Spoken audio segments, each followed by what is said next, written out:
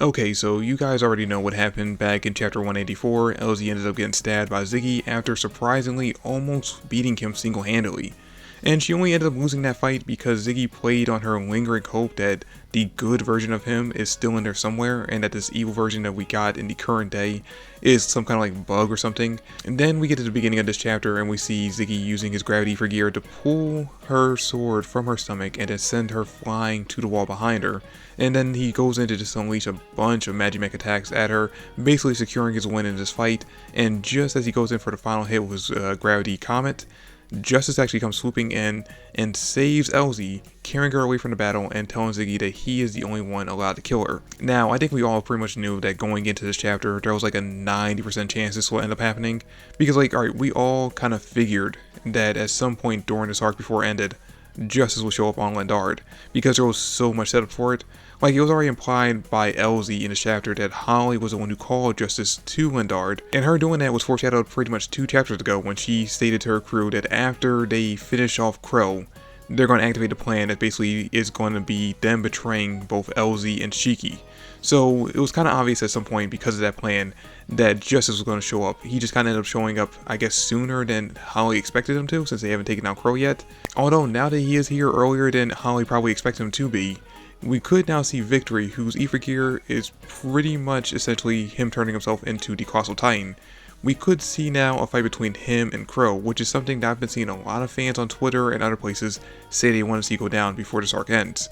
And you know what, I'm actually down for that too, because seeing the two of them basically have like a kaiju fight would actually be pretty cool. Also, since we got to reveal that Lindard is actually their home planet, it was almost guaranteed that Justice will end up showing up before the arc ended. It just kind of came down to the question of whether or not he actually would work with Elsie or save her in this chapter, or just kind of leave her to die. Then Ziggy ends up calling on Agnolia and tells her to chase after and kill the two of them. So we're kind of setting up a fight between Justice and possibly Elsie if she has a way to heal her wounds, versus Agnolia. Now, what's interesting about this scene when Ziggy's calling on Agnolia is that she makes it very clear to him that she does not serve him, but she's working with him. So it's kind of implying, like, the tension between the two of them in this scene is kind of implying that at some point they're going to be at each other's throats before the arc ends, because Agnolia makes a very clear threat to Ziggy, and that if he ends up betraying her, she's going to stick her entire army of dragons on him. And then we end up quickly cutting over to Team Dead and Crow, and not much really actually happens in this small portion of the chapter. It's pretty much just them finally coming face to face with Crow,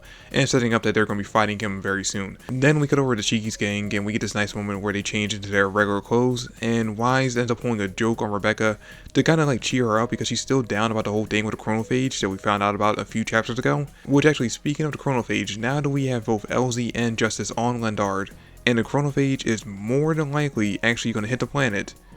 most likely what will end up happening is we'll actually get to see in present day the war that happened on Lindard back when the two of them were kids. And I think that because of the fact that Justice is here now and he's with Elsie, I think that at some point when that actually happens, when it basically goes back in time to that moment during the war, Justice is going to happen to see something that he was unaware of, but Elsie was, and that's going to change his whole perspective about what happened during that fight, or during that conflict, and more than likely end his revenge quest against her. Anyway, then Shiki's group, while they're on their way to the planet's core, end up walking into this like old-fashioned rundown arena, and once they get there, they end up running right into the 4 Dark Stars that work under Ziggy. So we're kind of setting up at the end of the chapter a 4v4 fight between these two groups. Now here's the thing though, considering how strong we were already hinted at Shiki being, like in the last chapter when Elsie and Ziggy were talking, and she mentioned that just a few months before he was almost at her level,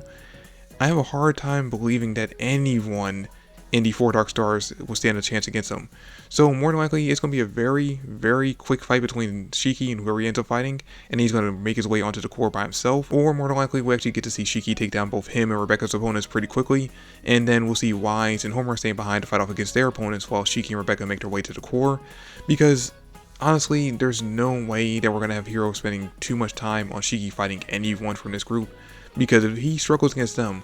then that's going to be very disappointing to fans, because we've been setting up this entire arc, Ziggy versus Shiki. If he's struggling against them, then there's no way, even though I've been saying this for the longest time,